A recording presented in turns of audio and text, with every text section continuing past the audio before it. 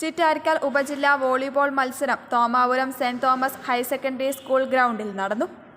ഉപജില്ലയിലെ സ്കൂളുകളിൽ നിന്നും senior, junior, sub junior വിഭാഗങ്ങളിൽ നിന്നുമായി ആൺകുട്ടികളും പെൺകുട്ടികളും പങ്കെടുത്തു. അടുത്ത ദിവസങ്ങളിൽ വടംവലി, നെറ്റ്ബോൾ മത്സരങ്ങളും ഇതേ സ്കൂൾ ഗ്രൗണ്ടിൽ നടക്കും. ആദ്യമായിട്ടാണ് ചിറ്റാരിക്കാൽ ഉപജില്ല ഗെയിംസ് മത്സരങ്ങളുടെ ഭാഗമായുള്ള വോളിബോൾ മത്സരങ്ങൾ ഇന്ന് നടക്കുന്നത്. ഇന്ന് രാവിലെ 9:30 മത്സരം നടന്നു. മത്സരം തുടങ്ങി. ഇപ്പോൾ ഫസ്റ്റ് റൗണ്ടിൽ പാലാവയിൽ ബോയ്സ് ജൂനിയർ ബോയ്സിൻ്റെ വിഭാഗത്തിൽ പാലാവയിലും ചായത്തും തമ്മിലാണ് ഇപ്പം സെമി ഫൈനൽ നടക്കാൻ പോകുന്നത്. കുട്ടികൾ പൊതുവെ എല്ലാ പിള്ളേരും ഈ മത്സരത്തിൻ്റെ ആവേശത്തിലാണ്. മലയോരത്ത് നഷ്ടപ്പെട്ടുകൊണ്ടിരുന്ന വോളിബോളിൻ്റെ പ്രതാപം വീണ്ടും എഴുന്നുള്ള